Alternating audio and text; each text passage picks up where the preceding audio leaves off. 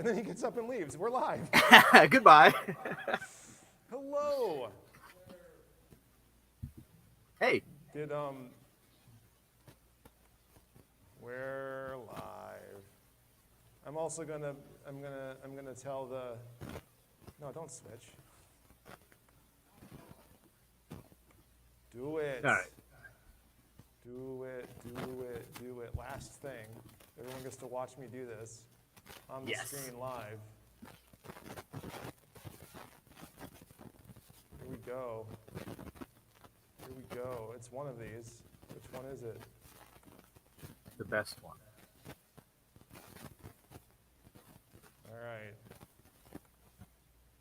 Okay. I didn't ask you. Let's just do it. Let's just go.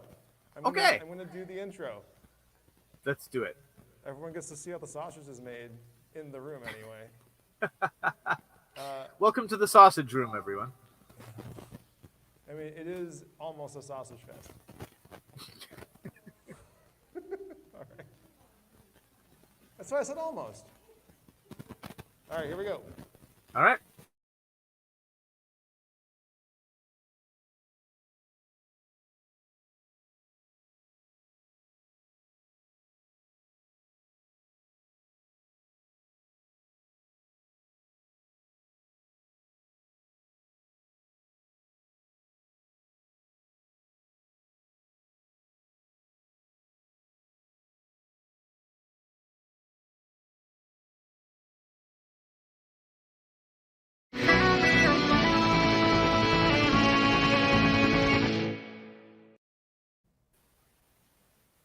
Oh, hi! I didn't see you there.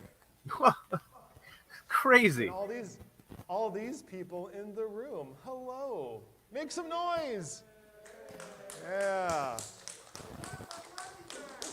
Oh, we're live at NoBrandCon 2022. We are. Since the last one, which was not last year. I think I'm wearing last con's t-shirt. That is an earlier con's t-shirt, yes. Yes, it is. Yes, it is. I wonder how many people are at NoBrandCon right now that are younger than this t-shirt. I don't want to think about that. He says I've been working Reg all day. All right. I'm not sure what you can hear and what you can't, so I'm going to repeat for you and for the people at home who aren't at this convention, even though I gave you adequate warning to come. I tried, man. I tried. Not you. I was talking about like people in Canada and stuff. You know, who are much closer. Yeah, they could have come. They could have come.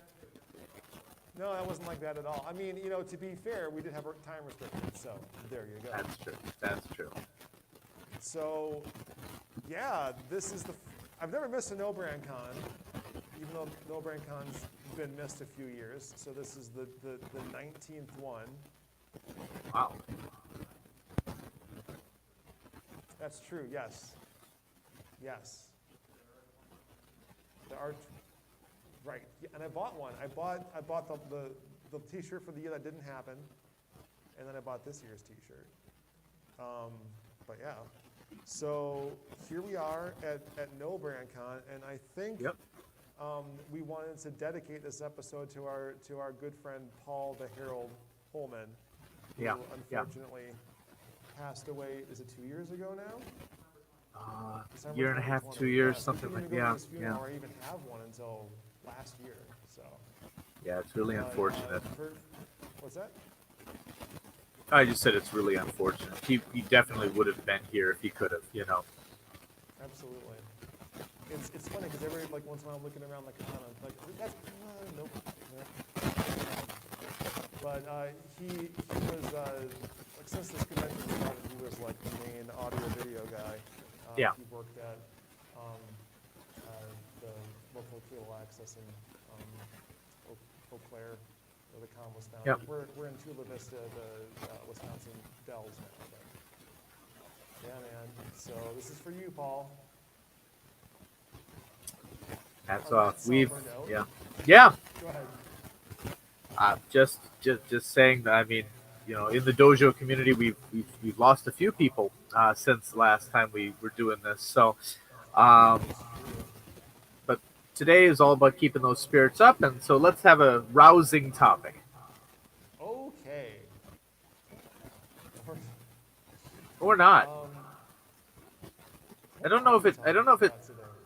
Well, in honor of video games, Yes. right now your feed kind of looks like it's being funneled through a Sega CD. So To you? It's Yeah, looking, yeah, it's it's- looking okay to me on my screen. okay, but okay.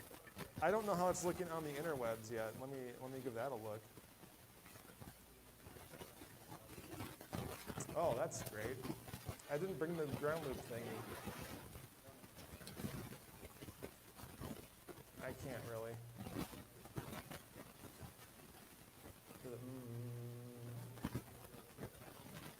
Oh, the wrestling? Oh boy. Well, that's great. That's okay. I think audio is fine. Should I be recording this?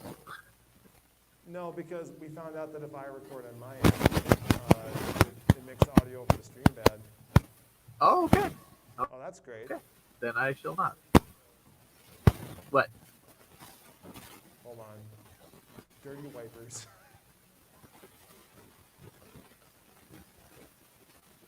All right. Okay. Technical difficulties, everyone. Oh, okay.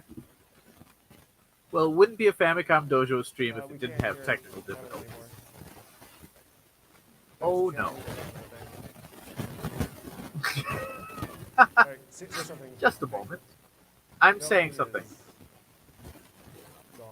Hold on. Let me see if I How can. about now? Let me see if I can do this. Hold on. Right. Well, I don't have a. Do I have an adapter? I didn't bring an adapter for. Hello, hello, hello. Hello? Am I here? Yay! It's like I never left. Okay. All right. Okay. Okay. So, what are we talking about today? We are talking about video games. We are talking about video games. Which ones? All of them. We are, well, that's what's interesting about this topic is it depends which ones we're going to talk about depending on your personal opinions. Because we are going to talk about what is the golden age of video games. Oh. I mean, clearly it was. So, yeah. Oh, go ahead. No, I'm thinking about that. I can't answer that quickly. I thought I was going to be able to. That's interesting. Well, first of all, let's try to define some things here. Now, what is often considered the golden age of different things? For example, the golden age of comic books is like from the late 30s to mid 50s. It's considered the golden age. Sure. And of movies, what now? That's one that's very much in debate. Sure. A lot of people Rock and consider the roll's been golden around age since of the 70s. sure. A lot of people consider the golden age of Hollywood to be, started during the Great Depression and went through to like the early '60s. Okay. But there's always this idea of like the new golden age. Golden age of Disney was the original, like when Walt Disney was alive, and the second golden age was like started with the Little Mermaid. Sure. Yep. And now I think we're in like, I mean, we dilute it a bit when we have so many golden ages, but video games is a fairly new medium, and I think the idea is today we're going to try to figure out when the golden age might have been, or if it's now, Okay. or if it hasn't come yet. Interesting. Ah. Well, I'm thinking like people keep saying that we're in the golden age of television right now, and it's hard to disagree with that because there's so many options. And Oh, okay. We even started up a podcast about that. That's true. That's true. But a lot of the stuff we talk about is from 20 or 30 years ago. One or two things. The golden age of television. The golden age of television is whenever Quantum Leap came out. Oh. That's the So golden he's age not of here television. right now, but Miles told me that he was going to bring me a shirt that said, "And Sam Beckett never returned home." Spoilers, by the way, from the show that ended. Did not end. Is continuing. Okay, yeah, there is a reboot coming. Yep. They're And apparently they're gonna solve that cliffhanger. I okay, That's what that's I a different read. show. That's a different That's show. what We'll I talk different about show, that different show. in an hour and a half, in like an hour. So, what would you consider the golden age of Quantum Leap? Oh All my right, god. all right. Anyway, So video yeah, games, that's interesting, right? Like everyone's yeah, biased, right? Like right of now, course, people on YouTube yeah, are like gravitating toward the Wii launch video that I did with sure, Phil Bond in 2006. Like these okay, kids who were like younger than that video are finding it and being like, oh my god, I remember the Wii. It was my first video game system, and I'm just like, yeah, it was okay. wow. But yeah, that's the thing. We have to kind of separate nostalgia from the golden age. So, which I think is impossible to do, really. I mean, okay, just First reaction. What is the golden age of video games to you? Someone says golden age of video games. What's Eight, the first thing you think of? 8-bit, maybe 16-bit, like maybe early Yeah, 16-bit. yeah, yeah. But to someone a little older than us, they might say that it's the early arcade stuff. That Sure. home console games are actually, past the golden age. That Interesting. the home Atari, but like playing games. You know, there's definitely people who would say that the golden age of arcade games was like over before console games took over, and some people would say that no, the golden age was during like Street Fighter 2 and things like that. Yeah, and despite what like Sega and Nintendo have said about their home consoles trying to emulate arcade hardware, they were behind the curve there for Yeah. quite a long time. I mean, I've played the ports. They're okay. You know, the NES Battle Chess could have been better. I'm just saying. That wasn't an arcade game, but still, you know, home Yeah. home consoles, like compared to the stuff, the leap from the 8 to 16-bit is like where I was like, oh my gosh, this is great. We're in the golden age of video games. That's what I'm thinking of, like Mega Man X, Donkey Kong Country, Sure. having like 300 sprites in it, like when the hardware couldn't handle real time. You know, it's like, yes, this is Yeah. it. This is the sweet spot. So, Okay. give me a counter argument. Okay. I mean, definitely games at that time saw a huge upgrade. But I mean, I think for people a little bit younger than us, the same startling upgrade was the move from the 16-bit to 32 and 64-bit. I mean, it was like a startling revelation to a lot of people when they saw Mario 64 for the first time, or Final Fantasy 6 to Final Fantasy 7.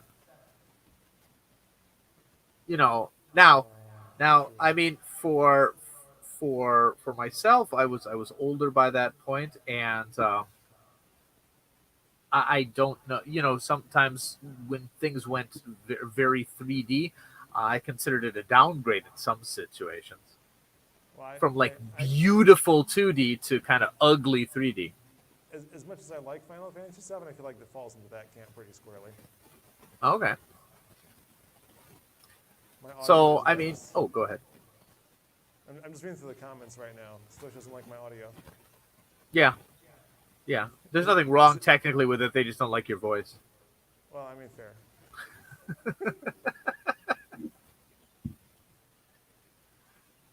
Okay. All right, yeah. So why don't we poll the audience right now? Why don't you have a show of hands? Give some different generations. I want to see what we're dealing with here. I want to play to the audience. All right, yeah. Does anyone have a...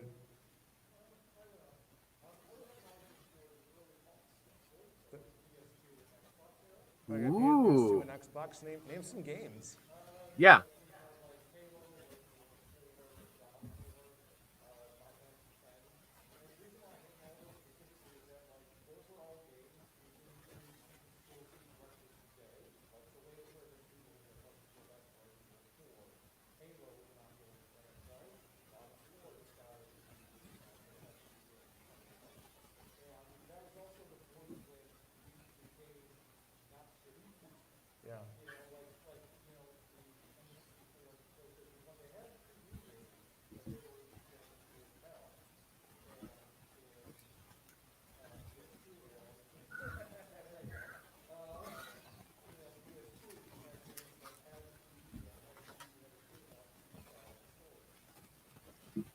awesome. Could you hear that? Should I paraphrase? Paraphrase. Awesome. I could hear it, but I'm not sure if everyone could. Sure. Yeah. So yeah, the PS2 era. He's saying. So we had God of War and Resident Evil 4 and Halo, like things that are continuing to this day, which is another great point. Like games that came out during that time, getting like continual remasters. Like there's a whole like Final Fantasy VII remake. It's not just like upgraded. It's like it's a whole new game. Inspired by the original, kind of like Transformers being. This is just like I remember it. It's like, no, it's how the cartoon was, and it's how you thought of your toys, but your toys actually were really terrible. Like that's how some of these games are now. They've improved technically, and something he said too about how the previous generation's 3D was okay. Reminds me of like the 8 to 16-bit jump that made me think, oh, this is the golden age now because they've maybe not perfected it, but they've made this quantum leap ahead. Yeah, oh, God. I'm going to have to buy a box set because I took it off NBC.com. Anyway, other podcasts. Other podcasts. Okay, yeah, that I liked that argument. That was really good. A game I can think of from that time would be Mass Effect, and the special edition of that didn't change much. And I find that I can't play it, not because it's bad. There are more restore points, but it's just like I've played this game 4 times already. I'm just done with it. Okay. 6 times, yeah. So I've only played through Mass Effect 3 once though, so I should really revisit it 10 years later. All right, well, how about this? Is the golden age of video games now? Why? No. Why do I say this? Let me make my case. Okay. Because we have all these remakes, like the ones people remember fondly and are still profitable. Asterisk. How do you do an asterisk with the thing? Whatever. It's not like a hashtag thing. Yeah. The things I'm thinking of are like a lot of retro games, a lot of 8-bit and 16-bit games and beyond. Yeah. Even though it charges an arm and a leg for them. Sure. Are available in some fashion. I brought. What'd you bring? Can't see it. Hold on. Just a second. Like I brought these with me in my NES one. Like you can play this stuff on a TV easily now, or you can hack them and emulate stuff. People make their Raspberry Pis or whatever. But there are commercial avenues for the older stuff. Things that people really liked are getting remade. They have Sequel Seat, the PC Engine one. Yep. And like Nintendo especially has been shepherding this boom in independent games, so we get cool stuff like Cadence of Hyrule, the one that came before that. Help me out with the original games. Crypt of the Necromancer, Dancer. Sorry, yeah. Dancer. So, like. On the other hand, I recognize that a lot of these games are being developed under very poor conditions. And some of these companies have very bad reputations. So, I don't know. But I mean, that's another topic. But if we're limiting the golden age based on unfair work conditions, then the golden age of Hollywood is really, really bad. Yeah. Oh yeah. Mm-hmm. Not just the work conditions, but other problems in society. So there's that. Yeah. Sean, I don't know if there's anything you necessarily can do, but I think for anybody not at No Brand Con right now, it's very hard for you to be heard. Can you bring up the gain or anything? Am I quiet? You're very, very quiet on what's going out to. You're fine with me here on StreamYard, but what's going out to YouTube? That's really sorry. Why would it be fine for you but not for everyone else? Just a second, please. I don't know. Uh-oh. It sounds like Sean's busy. It's time for a dance break. Oh God. Do I sound better to anybody? Oh yeah, speak more. Let's see what's going on. I should speak more. Hello. You how should are speak you? more. We're at No Connie. Yep. Should I go higher yet? I haven't maxed I don't out know. yet. I mean, I hear you fine, but let's see. I've been told it's literally no difference. Oh, I hear a lot of crackling and buzzing on the YouTube feed. Yep. All right. Well, This there's a lot of is- electricity running around this place, and apparently the computer's creating a ground loop. So that's super. Well, Okay, you I know can what? hear my- I'm just gonna pull this podcast anyway. So don't worry, they can hear me. They can hear me. All right. You handle the live stuff. I'm gonna handle. Okay. All right. So you shot me down. When is the golden age of video games? Is it yet When to is come? Those are some of our options that are left, right? I mean, I don't know if it's yet to come, because for me at least, the way the video game industry is moving, as all of this service game, pay to play, things like that, makes it hard for me to imagine that is going to be the golden age. But then again, if I'm using purely the idea of a preservationist mentality, then the original golden age, a lot of it has been lost to time as well. So Yeah, that's fair. it is, it really depends on what we're using as a determining factor for what is a golden age. I think the golden age of gameplay was during the 8 and 16-bit, like the arcade era, Okay. when the game had to immediately catch you and pull you in. Whoa, haha, Sorry, how John, bad was that? no, it I was trying to louder. mute myself. It might have been better. I don't Can you know. hear me? I can hear you. Yeah. Okay, Yeah, I switched microphones. Okay. I Let's brought it see. back. Let's. Is it more gooder? I don't know. Let's see what people in the feed are saying. They're not saying anything right now. They're perhaps Because they're shocked not by caught how up well yet. it's Like 30 going. They're 30 seconds behind us. Oh, I see. Well, let's see. It's definitely more staticky on my line. More staticky? No, but no, that's good. That's good. I think it's also more volumey. How is that? And other technical terms. All right, I give up. We're just sticking with this one. Okay, it's more gooder. We've been told it's more gooder. All right. All right. The battery is just dead in the other one. That would be a very Famicom Dojo-ish problem. Okay. I know. Yeah. All right. Anyway. So yeah, but the golden age of narrative in games?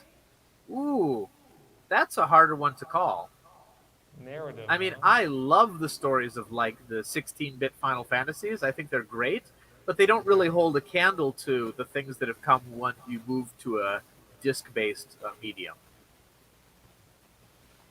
But now, again, if we're moving towards a method of like pay to play of a game never really ending, I'm worried that a lot of that closed narrative is going to stop.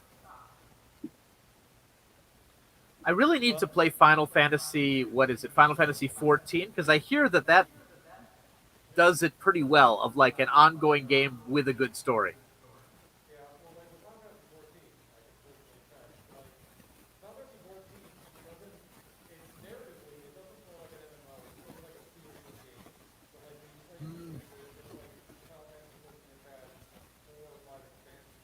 Oh, wow.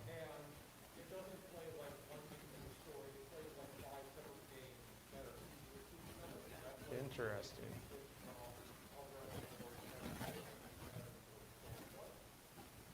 Interesting. Okay.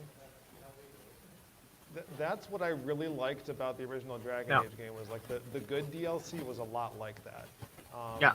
The I've said this before, but I'll say it again. The Awakening DLC was like a high level MMO package basically, and then everything else was like these story add-ons that filled in pieces of the universe and the lore. So I can agree with that.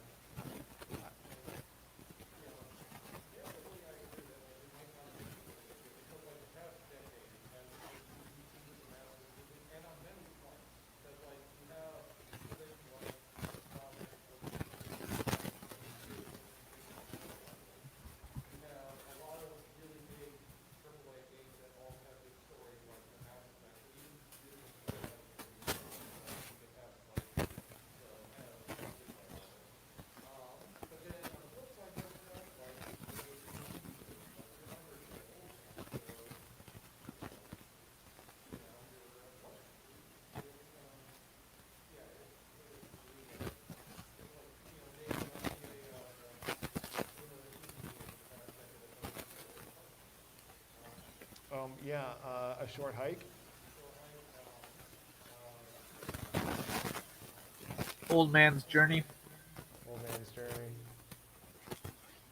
Yep, A Night in the Woods. I liked that Night in the Woods anyway. Celeste. Yeah, you spoke of Mass Effect though, and it reminds me of how narratively clever older games had to be because someone posted, I don't remember if it was on the Discord or like a friend of mine over Facebook Messenger or whatever, but they posted this like this Advanced Wars style demake, and it is phenomenal. Like I mean, granted, I've played the original piece of the story that it was trying to emulate, but I felt all the same things all over again, and I feel like it could have been just as emotionally impactful on the Game Boy Advance had it been released that way. So, but were games doing that? Like, the style reminded me a lot of,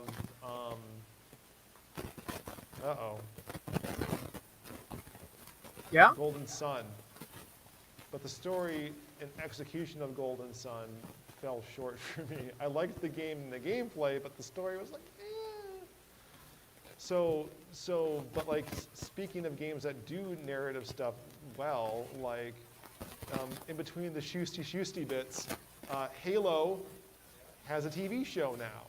And what they've done to make that narratively interesting is take out the part that people played.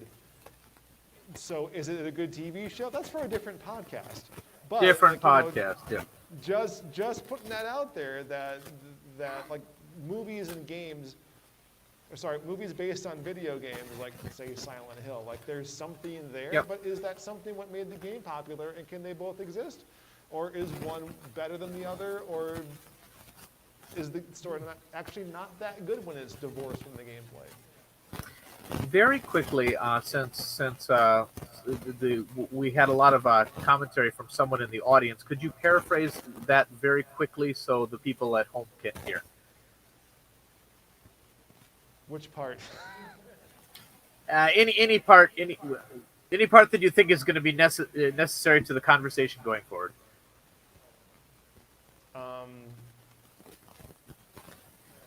He was saying Indie games are good. Yeah. he was saying how Final Fantasy XIV is a lot like a series of like a continuation of like a series of a TV show kind of. Like it's a game and then it's more game and it's more game, but it's not like, you know, just extending the same story out. It's like doing new stories each time, and it's building on the previous world from before. Yep. And that's why I liken it to the Good Dragon Age DLC, which Sure. came about a decade before. Well, when did 14 come out?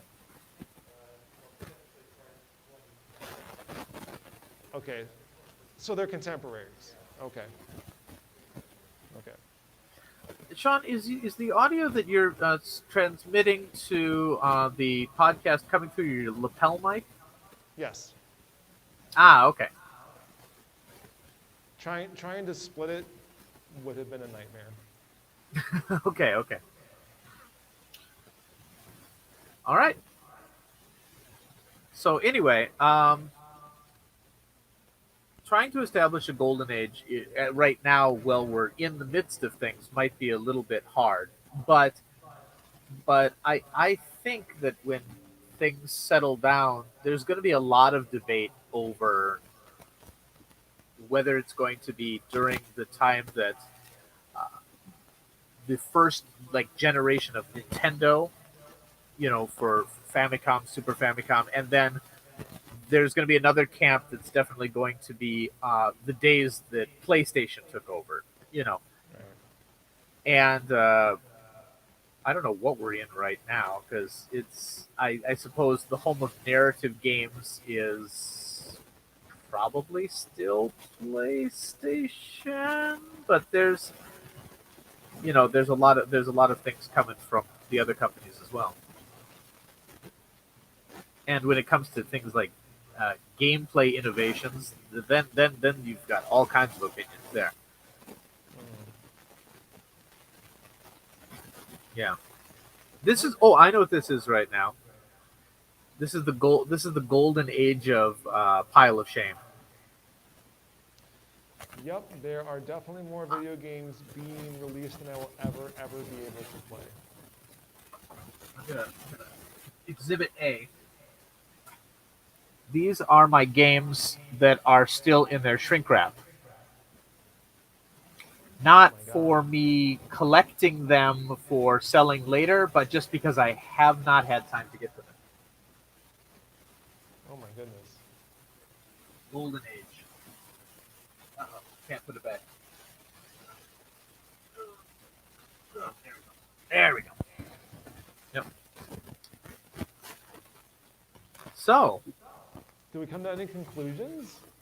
hmm. We got to pare this down somehow. I'd say one of the conclusions is that it's going to continue to remain a point of contention based on how old people are. I think I'd love to hear some more opinions from the crowd. Actually, Anyone else? Go for it.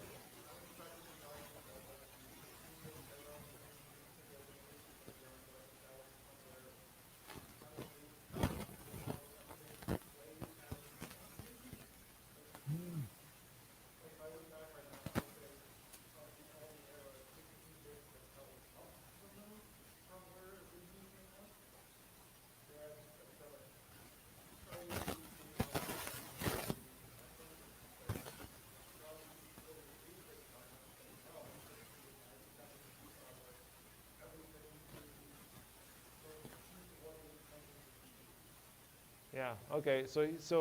Yeah, he's agreeing with me that the 16-bit era was probably it because he was yeah, able to perfect what the 8-bit was trying to do, and I agree with that from the perspective too of even the 8-bit stuff got a lot better from like the early oh yeah, portion to the end. Like there was stuff the NES hardware, for instance, wasn't supposed to be able to do that it was doing by the end of its life cycle.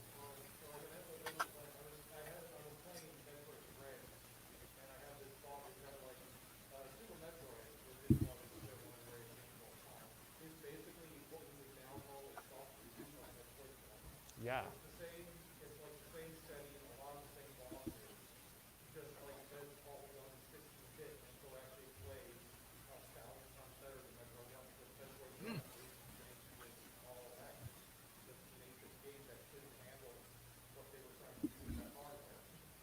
Yeah, so yeah, he's saying that Super Metroid is a perfect example of this because he called it a soft reboot of the first game, which I totally agree with. In fact, there are a lot of third games and sometimes like third movies and stuff that do a deliberate retread of the first film to some degree.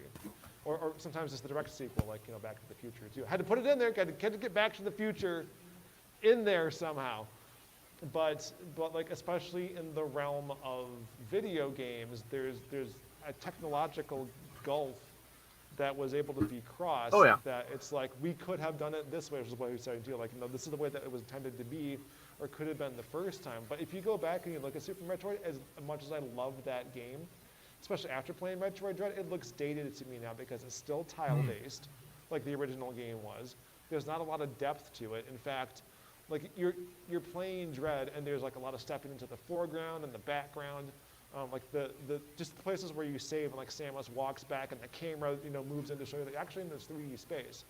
Yeah. Like in Super Metroid, you just like walk up to this flat set of tiles that serves as like your map or your pixel thing, and she shoves her arm cannon into it, and then that's it. Like it's not as atmospheric, even though like the game still does these things really well, like the music and the feeling of being alone. Like it did those things amazingly well, and I thought it had a very good story where it was trying to expand on the original game literally by giving you part of the original game's map and then like making it bigger, which then Zero Mission also did, but which was a literal remake of that game. But yeah. Okay. Sorry.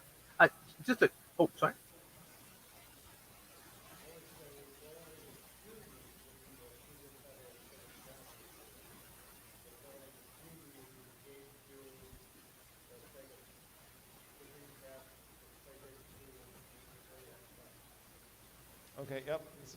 Yeah. So he's saying the iteration that came after the original 3D one was the sweet spot for those. Which maybe that's how we need to think about this. It's like there's different genres, there's different styles. Like maybe the golden age has to do with you have to like segment it further because this is such a big medium. Yeah. Our RPGs aren't action platformers, right? On the other hand, like how has Zelda evolved from being an overhead sort of 3/4 view game to being Skyrim? The golden age of Zelda was when it was 2D moving on the side. Hey now, that hurts. By the way, That the last two, actually felt like a step down. just for my interest, the last two speakers, if they would be so inclined as to say what age generation they are. Well, Eric. You don't. I don't need your age, but what was your first video He's game your system? age. Okay. Is he? How many? Okay, so he's 3 years younger. So he's like, you're younger than me. Hi, Eric. I Okay, yeah. And then when you're in your 30s, yeah. So. Okay. Yeah. Okay. No, that's fair. Just I can't see these people, and it would be really cool if it was someone who was like 20 or something who was like, no. Games before I was born. We only pull mostly the older people, such as our lot in life. Yep. That's okay. That's all right. So, I don't know. Do we have anything conclusive before we move on to future retro pile of shame? I mean, I think just because even when the golden age of Hollywood wasn't really settled until the dust cleared. So I think the same is going to be true for the golden age of video games, and it's going to also depend on if the companies ruin things. Do you know what I mean? Like, we are moving to an age of unprecedented technical. The games are looking better than ever. They're sounding better than ever. They have the potential to have really amazing stories and plots. But I also heard right now that patents have come through for putting ads in your game, like more so than just product placement, but like actual like free-to-play games might start running ads like YouTube does, things like that. And I worry that that if it's not handled properly, games are going to become something different. And that's not necessarily wrong. I mean, it's wrong for me as an oldie, but we're going to have to see what that effect has.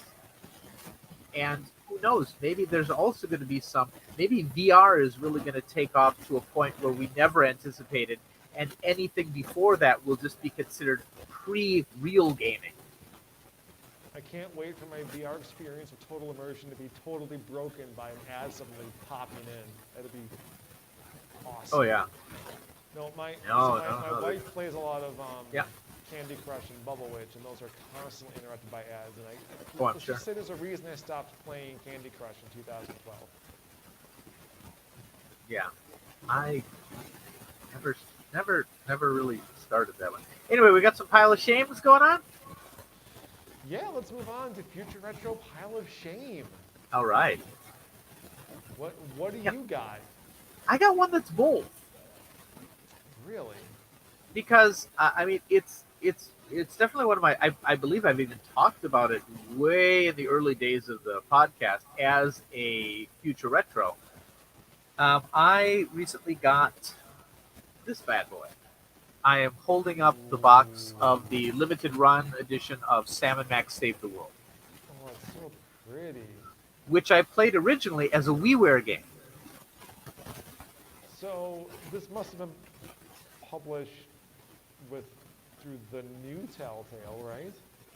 Well, Or no, is this no, older it's than the people who made the game formed a new company called Skunk Ape Games, Okay. and they got the rights back to the Sam and Max series, Oh, and they republished it for, I know, at least Switch and PC, and I think they've come to the other consoles as well at this point. I'm not sure, and their plan is is if it goes well enough to redo all of the 3 seasons of Sam and Max.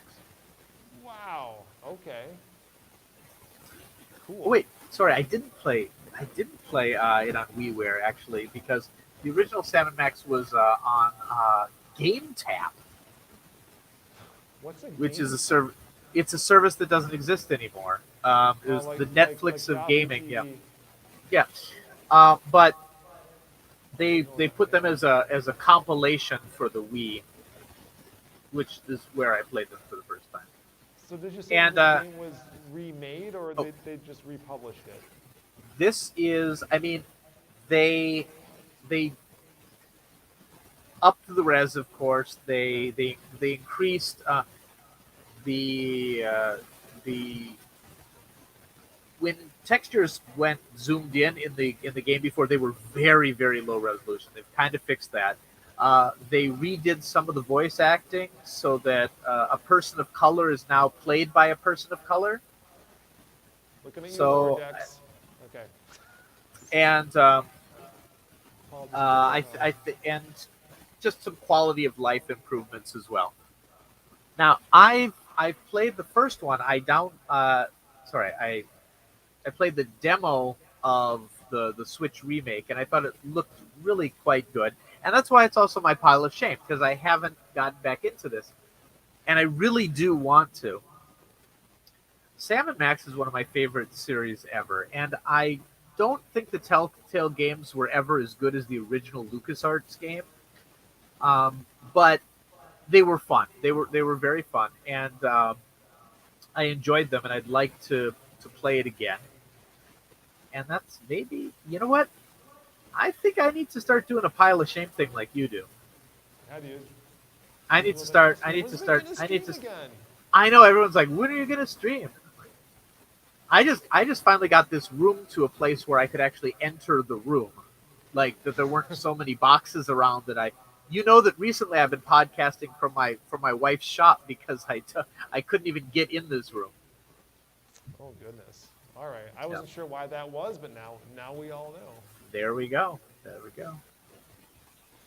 Too many. I mean, the shame is piled all around me right now. You see this narrow view that looks somewhat clean and organized, but looking either direction is. Cool. That does remind me that when we had Rob Matsushita on the show in 2014, he was like, "Hey, you should play Walking Dead Season 1 and let me know what you think." And I'm like, "Sure." So it's only been 8 years. Yeah, only. And now Telltale's back, so I can play them again because I lost my access to those for a bit. Telltale won't be back, in my opinion. I have episode 1 of season 2 on my Xbox 360. I don't remember downloading that, but whatever. Telltale won't be back, in my opinion, until the Homestar Runner games come back for a modern console. Everybody. Everybody. Sorry. I was today years old when I found out that Matt Chapman was one of the people behind Gravity Falls. What? Yeah. Is I that guess why I you're guess only watching in for that I other guess podcast? I guess only in the early seasons. But yeah. Okay. Sorry. Dang. Yeah, all right. Ah. Okay. Yeah, what's a digital pile of shame? Not as much. I've tried to kind of avoid the Steam sales these days because I'm never gonna get there. Um, I used to always go on different digital storefronts and look for what was like 75, 80% off, and I stopped doing that because I'm never gonna get to those games, and if it's something I really want to play, it's probably worth paying full price for, and if I'm buying it just because it's cheap. But saying that, I bought 6 games off the 3DS eShop this month. Nice. I said I wasn't gonna in the last podcast. I said I wasn't gonna, Yep. but I realized there were some gaps in my Phoenix Wright collection, Oh. and I realized that I really like Shin Megami Tensei 5, and I haven't played 4. And then I found out there's 2 versions of 4, so of course I had to have both of them. Yeah. Well, Yeah. I mean, I certainly have never bought a game that I've already owned elsewhere through 3DS just because it was there. Like, definitely not Another World. Oh, okay, good. I thought you were talking about me, and I was feeling my ears burning. Or Metroid 2.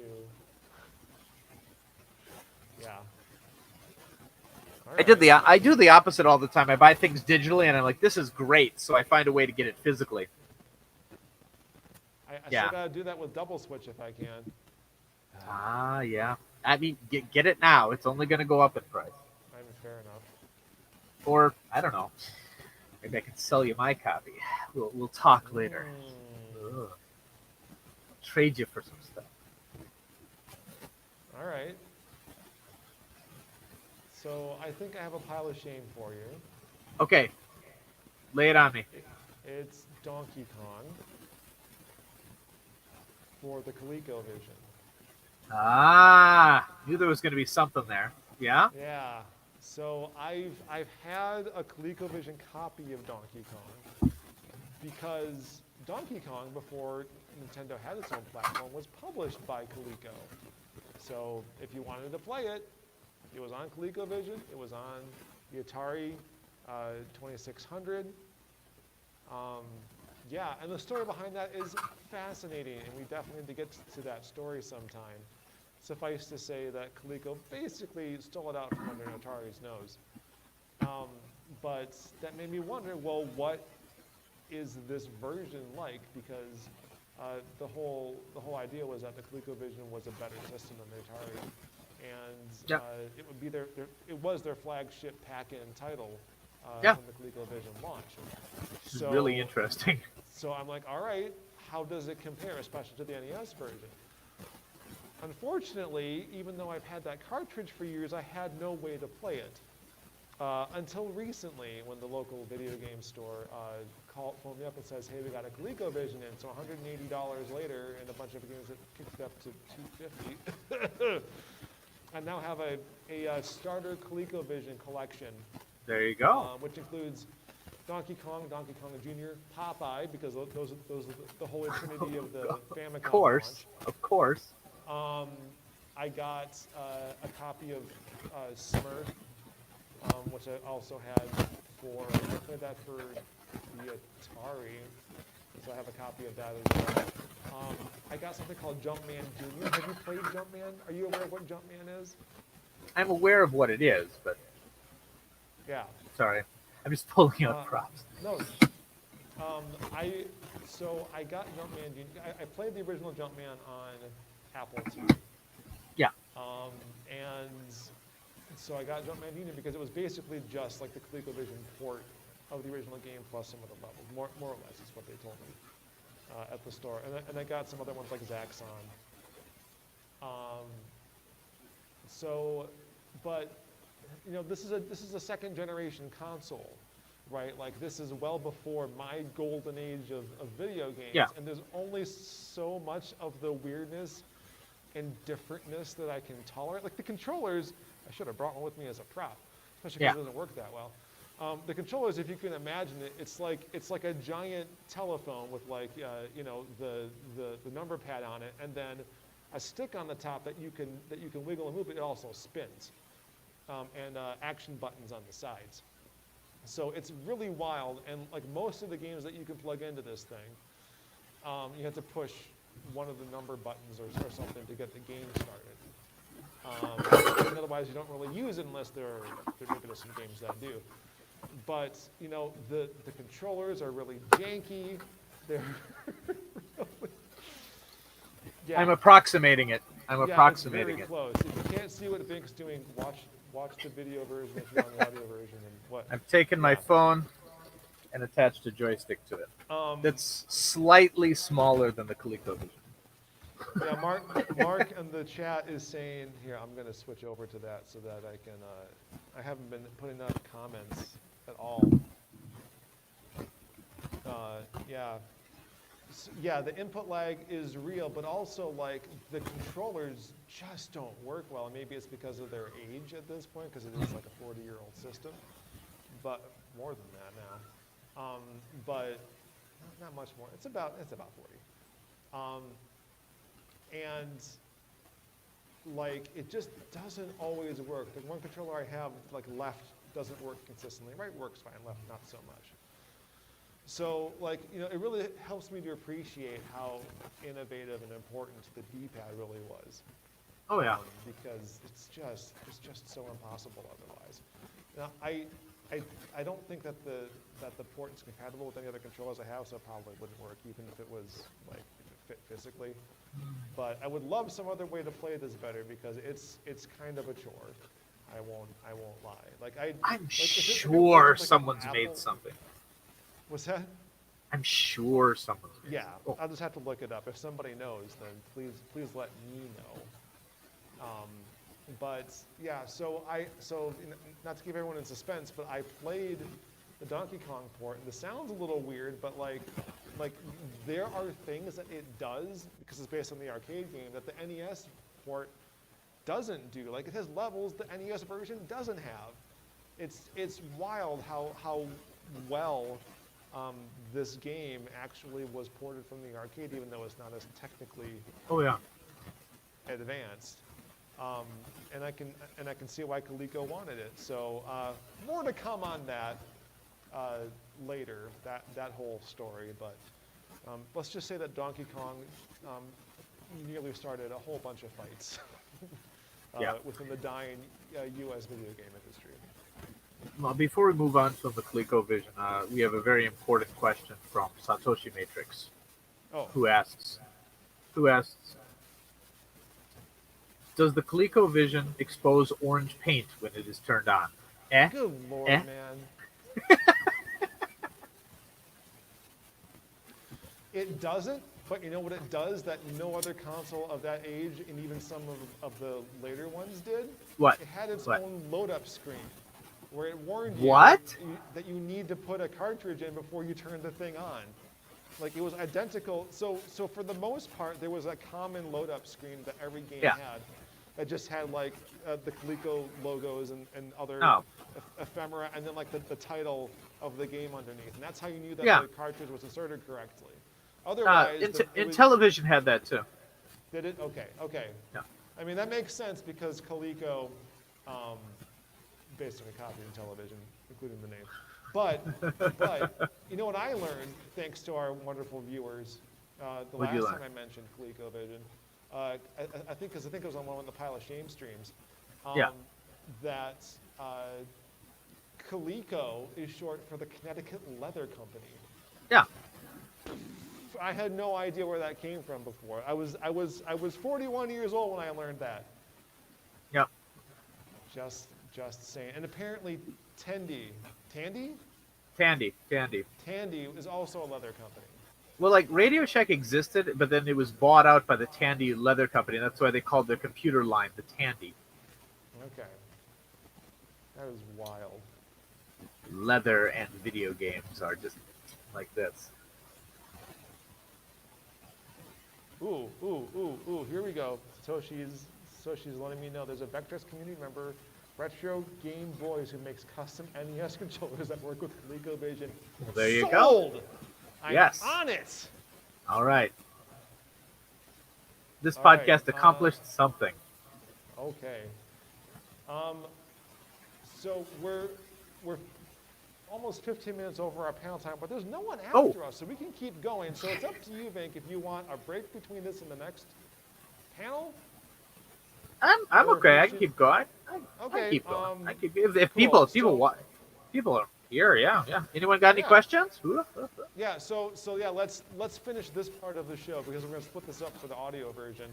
And then we'll talk about those things, and then we'll do the next show in this show. All right. So thank you, everyone listening at home, for joining us. Everyone here, you can stay seated. You don't have to go anywhere. Yeah. So thank you for joining us for another episode of Famicom Dojo. Like I said, we're currently live at Milbrand Con. Next weekend, probably several weeks in the past, by the time you hear this, is Midwest Gaming Classic, and I hope to show up and do some classic Midwest gaming. Should be a fun time. I'm hoping to meet Gary finally, because he's going to be there. Oh yeah. Rock solid. Yeah. Not just a clever name. Yeah. Yeah, and it'll be another busy day where I'm doing two things in one day in two different cities. But hey, There you go. That's just life these Yeah. days. Do it. Any announcements? It's this year's our 15th anniversary of Famicom Dojo. I don't want to think about that too hard. Oh my goodness. And I can't promise to do anything special because that's just how life is these days. But I'm going to try and do something. Let's do something. Let's do something. If we leave it at that, we could probably cross that low bar. Yeah, we can do anything. Yeah. At that point. Okay, cool. So then I guess with that, until next time, just a couple minutes. The dojo is... The dojo is live at No Brand Con. I got nothing. I mean, next time we will be live at No Brand Con, so that's perfect. That is true. Next time, which is also this time. Okay. Okay. Stick around for next time, followed immediately by this time. Wait, no. Whatever. All right.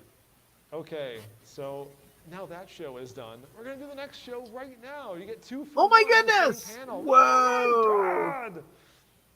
All right, this is where we're going to answer your questions, and we'll start with the people in the room already. In the room.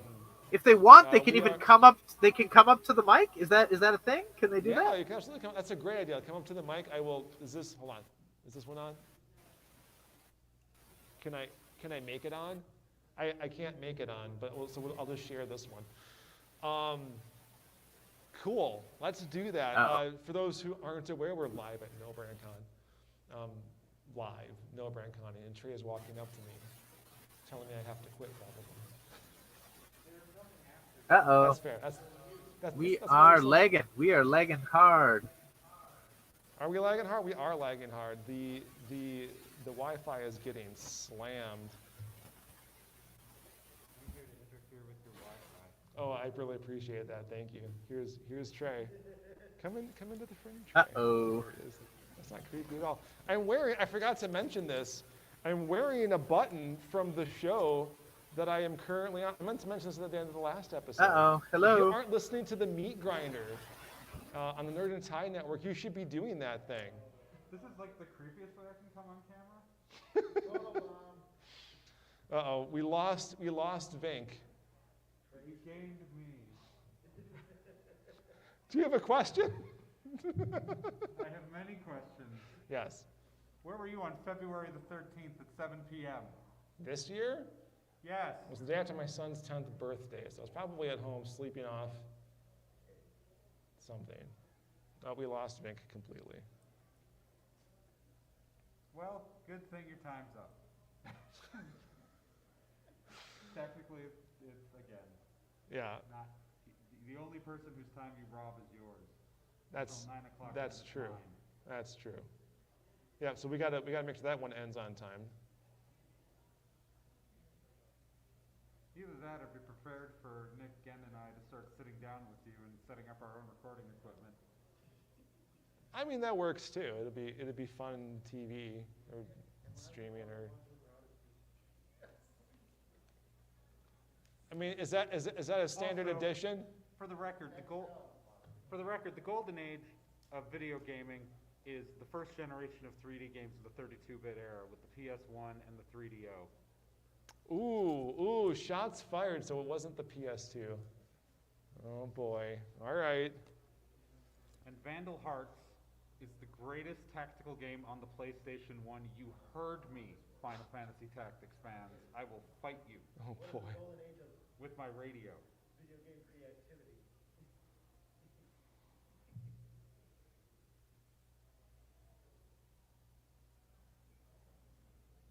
All right, hold on. I'm trying to get Vinnk back here. I haven't heard from him yet. No one's heard from Oh, Vinnk. there he is. There he is. There Yeah, he is. my kids put on Netflix and it bumped me off. Oh, so it wasn't me. I was really worried. No, wasn't you? Wasn't Is you? that the 21st version of like picking up the phone? Yeah, More yeah, or yeah, less. it's definitely. Sorry, we Poor got a kids. fax. Yeah. Can't watch TV. I remember when they used to broadcast TV through the air like it was magic or something. Now we have wires. Yeah, but you can't. Not on demand, you know. You get MeTV, reruns of Gunsmoke. Yeah. I mean, good. So is that our next topic? Are we on reruns of Gunsmoke?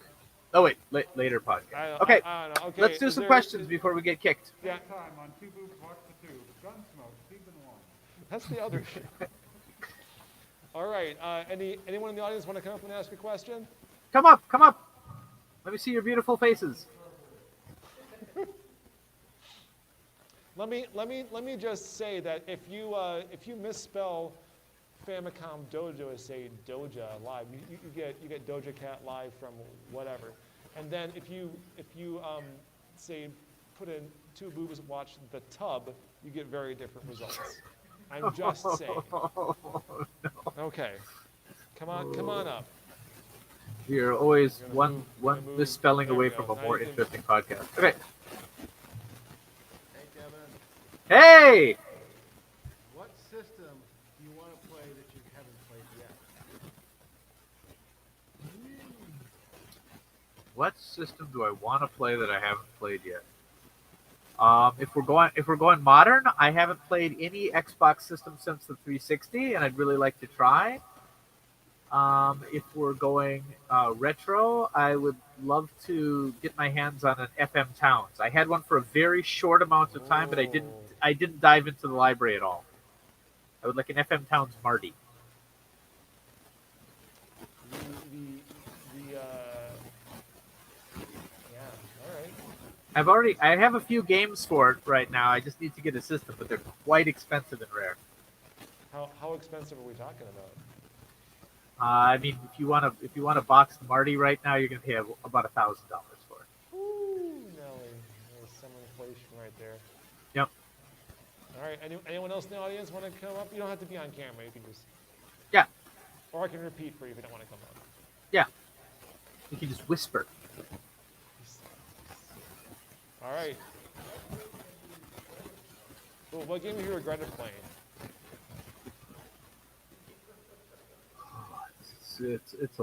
That's a long question. Just pick one. Pick the Pick worst one. Maybe the second worst one, so you can save the worst one for later. Oh yeah, worst ones can be an episode. Let me just glance around.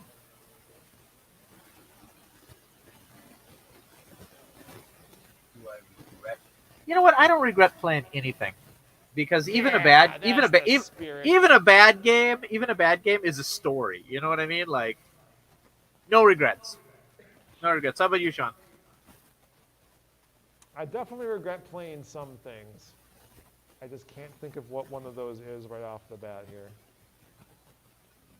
Um, I would say I regret playing Back to the Future, the game, for how many hours I invested into it, which is a lot of Oh. hours. But it's made a lot of good Famicom Dojo fodder over the years.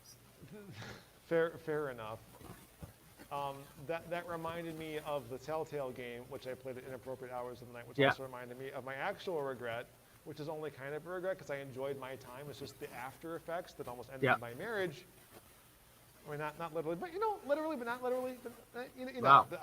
I can't play Civ anymore. So, yeah. So I don't regret playing Civ. I just Yeah. regret that I can't control myself playing Civ. Okay. Yeah. Okay. In that case, I'm gonna put up a Game Dev Story by Karyosoft. Oh, I hear you. Oh no. I had to ban myself from even having it on any device. So All right, we had yeah.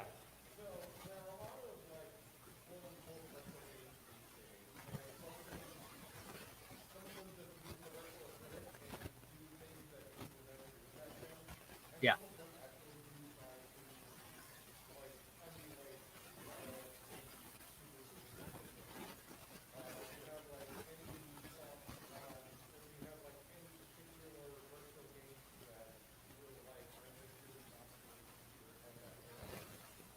Ooh. So new ones that emulate the style. Okay, new retro style games that we really like. Ones that either break what the hardware could do at the time, or mostly hew to that.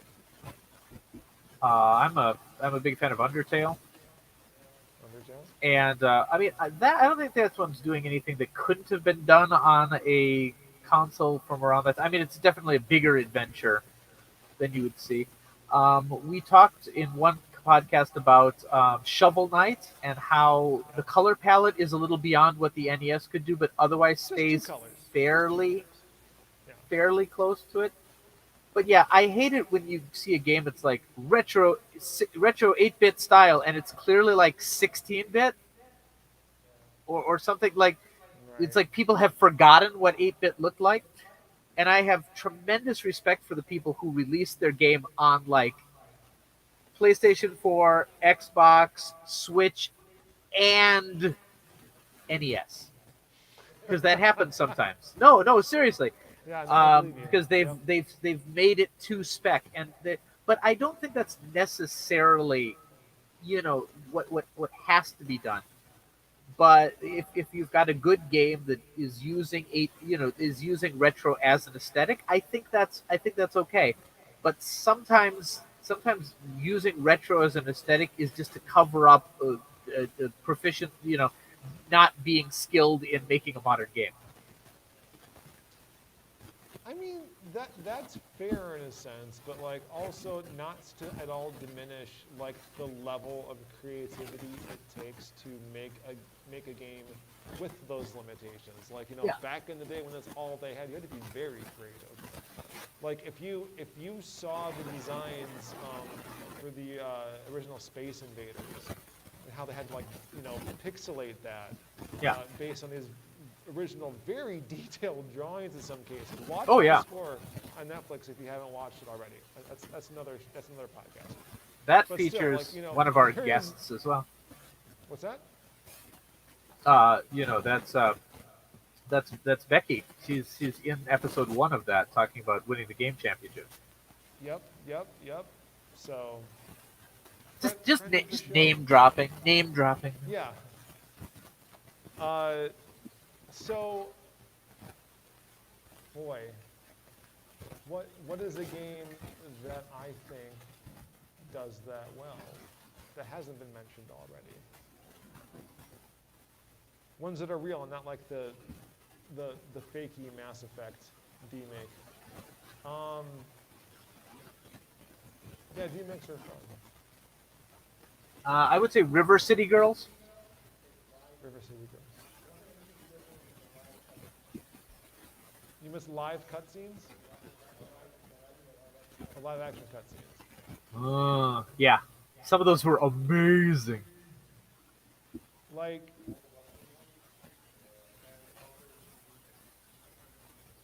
yeah, I'm trying to think of, I don't really think I need to play Scottie Pippen Slam City again. But boy, did they put their heart and souls into those stories.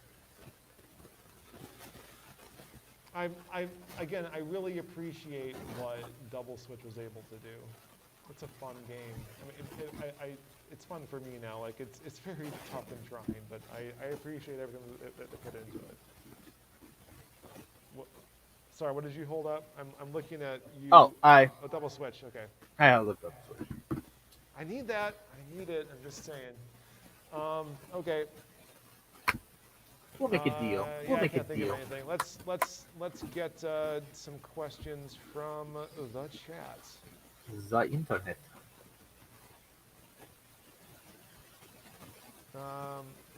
Wait, Eric already asked this in person. Ooh. There's Do we one have in any the questions Discord. from the There's chat? one in the Discord. There's one in the Discord. Oh, From Oh You Wouldn't Believe Me. okay. Should I just post it or Yeah, just read it? I'll just read it. Any unicorn games you collected that you later regretted getting? Street Fighter the movie, the game. Oh. Is I mean, I that don't regret considered it a, per is se. that considered a unicorn these days? Define unicorn. Like it's a rare game, perhaps something that it's tricky to get or expensive to get. I mean, I've Or if never we're just pursued going- a copy yeah. of Stadium events for that reason. There's no Okay. reason to spend so much money on a title screen. Although when I read that question, I'm thinking, I would like to play Robot Unicorn Attack again. That's a Yeah. unicorn game I'd like The to play. original. The I original. want to play the yeah. heavy metal version. I want to play the Christmas version. The music Yeah. in the Christmas version Yeah. was excellent. And I just don't have an iPhone that can play it anymore, and I'm super bummed. Those games are just, unless someone can like rescue that, they're gone forever. It's a bummer, dude. I don't know. I don't pursue any like really rare games that I didn't play when I was a kid for the most part. So I don't think I've ever spent a lot of money on a game I didn't know I already liked. Yeah, that's true. I definitely, yeah, because I know that I regret spending the money on something that I might not care for that much. I haven't even pursued Yeah. most of those opportunities. Like, if I were ever to get a 64 DD at this point, Yeah. I wouldn't have regretted it if I'd done it 10 years ago when I wanted to, or 14 even. I still remember I when would I'm regret like, it now. I still remember I'm like, I see there's a 64 DD. It's got like 8 games with it for $400. Do you want me to grab it? And you're like, wait till it goes down in price. I don't think that's what I said. I think I just wanted to have more money, Yeah. and I just never Yeah, prioritized yeah, it. And I yeah. just, Yeah. Price myself. Most of my regrets are for not buying things. Yeah. Right. Yep. Not things I've spent money on. Yep. All right. Eric asked a question in the chat, even though he's here. What game surprised you the most? Surprised me the most. Like I had really low expectation for it, and it turned out good.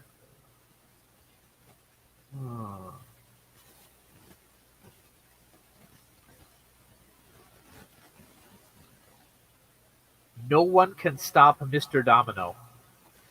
What is that?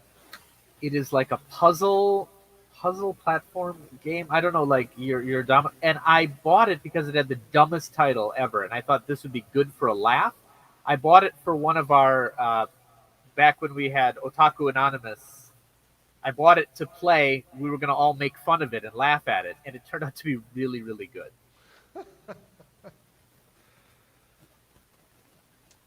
Pokemon Puzzle League. Ah. I don't know why I bought it. I hadn't played Panel de Pon before. Yeah. And that's basically what it is. It's just a Pokemon-themed Panel de Pon. Yeah. And I don't know if I saw someone play it and I had to buy that, or if I got it for similar reasons, because those N64 games were not cheap, and I bought it new, So I had to have some idea that I would like it, but like I really got into it, and I played it for Yep. years afterwards. Yeah, maybe I rented it. Yeah. It's still a good game. I mean, any panel upon is a good game. So the rough part about renting is that it's just not a thing anymore. Like the Oh, yeah. last big chain, at least in Wisconsin, that allowed rentals, Family Video, is gone now. What? Family Video's gone? They shut down. The pandemic did them in weirdly. Everyone went to streaming, I guess. Yeah, I suppose. Still what? GameFly? That's still a thing? Whoa. That's wild. Family Video's gone. So we have no rentals anymore. Yeah, there's just basically no way to do it. By the way, that was Eric chiming in his own question verbally that he put in over the internet. He really should have commented online. I just keep consistency. Yeah, just keep it going. He uses GameFly? All right. I don't know. So the closest thing I can think of Yeah. might be like things like Xbox's Game Pass, but that's hella expensive. I don't want to pay that much. Are they? How are they changing it?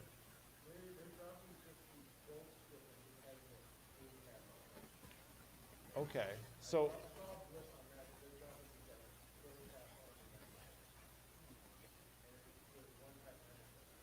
Game Pass sounds like a pretty good deal to me. is that making it more expensive or less expensive? Okay, so the lower tier is going away.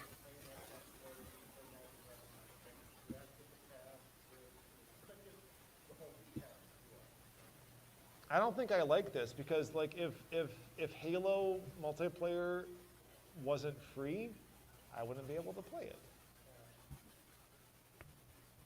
That's something to think about. Yeah, I haven't been getting Game Pass, and like I know I have this new laptop with Windows 11, and it's been telling me, hey, you can get Game Pass for PC, and you can get an Ultimate Game Pass that's for both console and PC, and I'm like, nope.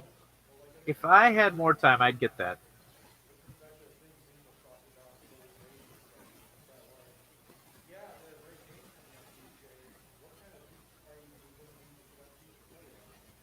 Yeah.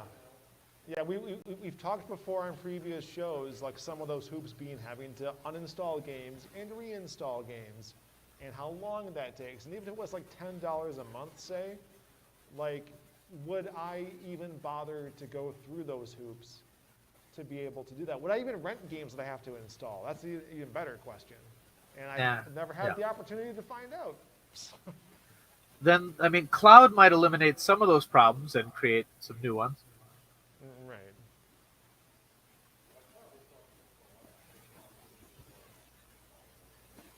Yeah. Yeah, well, you know, the problem right now is that, like, Spectrum is offering me the opportunity of paying them $20 more a month to get 400 megabits. And I'm like, I don't know, 200 is pretty good, you guys. And I went from 16 to 200 without my fees increasing. So, I don't know.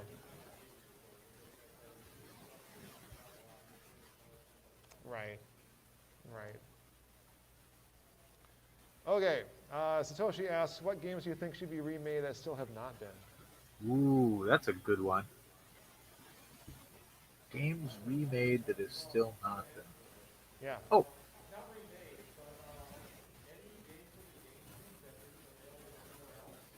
Yeah. Yeah. Chibi Robo. Chibi Robo. Yep. Cubivore.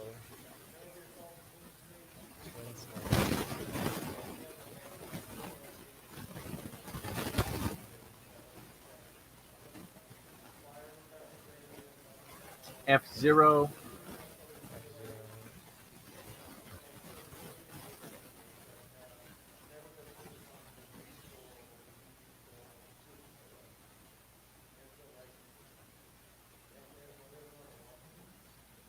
Yep. Yeah, I was about to mention the Capcom 5. Capcom it was 1. probably a really good idea in hindsight for them not to make not to leave Resident Evil 4 as a GameCube only title, because will we have played it ever again? Probably not.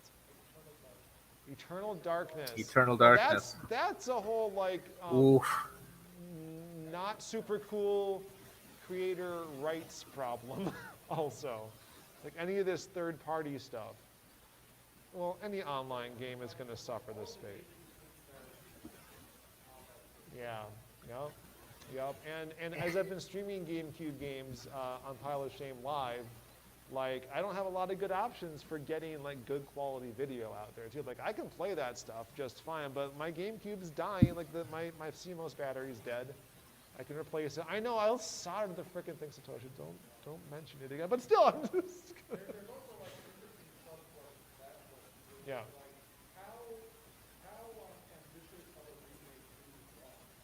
Yeah.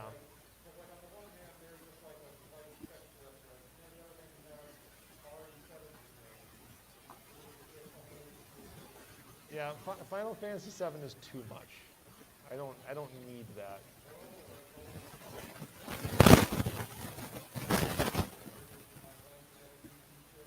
Oh, so it's like end of Ava, not end of Ava, the Ava movie remakes. Yeah.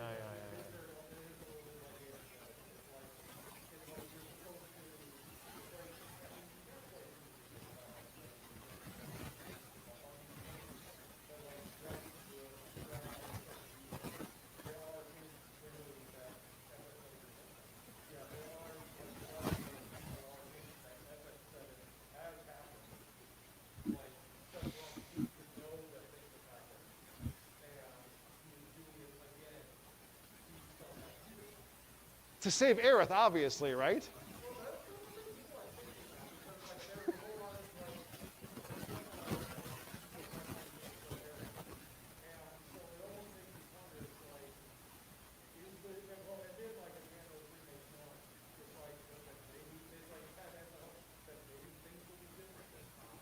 Interesting.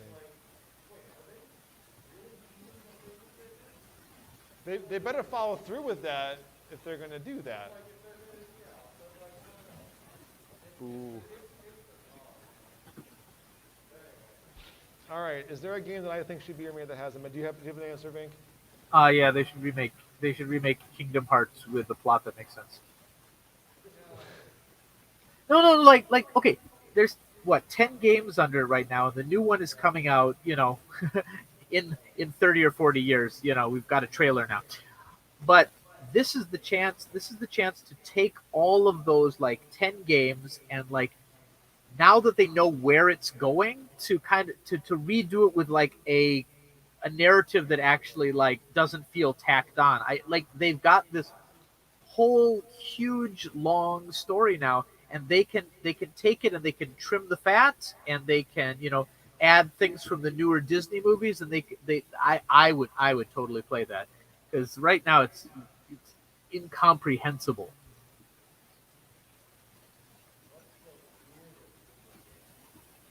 What's the weirdest? I'll get back to you on that. I'm still trying to answer this question. I don't know if I can. Should be remade that hasn't been.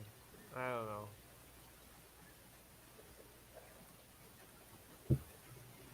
I don't know. I think that Choaniki is pretty weird. Choaniki's Choaniki's weird. Ultrabox is weird. Rodius. Takeshi's Chosenjo, yeah, that's super weird. Does what? No, it's so no. Is Katamari, too wow. mainstream now. Yeah. Did they make a new one recently? They must have. They remade the first one for Switch called remade the Katamari first Damacy one. Reroll. Oh, I should buy that. Now, okay, that was my answer. They should remake that. Oh, they did already. Perfect. Now I'm done. What is that? It came out in the United States as Panic, Okay. and it is super weird. Ooh, remake Parappa the Rappa. They did for PlayStation 4. Ah, all right. I'm done. I'm out. Okay, let's take a break. We'll give Vinnk a little recoup time before the next panel. But thank you everyone for joining us. It's been fun. Oh man, I need to drink. There's water out there. I need to go get some water. Per ominous positivity meme I saw recently online. So let's do that thing. For those of you who are watching at home live right now, be back in 15 minutes. We'll drop the link.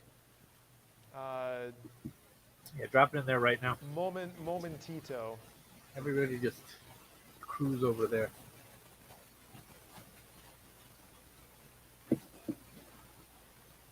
And they should remake the Neptunia games.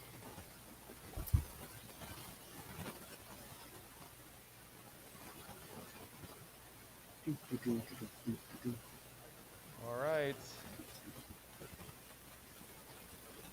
Remake Quantum Leap. They're making it Quantum Leap. Yeah. They should remake Quantum Leap as a Parappa game. Like a rhythm-based Quantum Leap. You people. All right. Thanks for joining us live at No Brand Con. We'll be live with Two Boobs Watch the Tube momentarily. There we go. All right.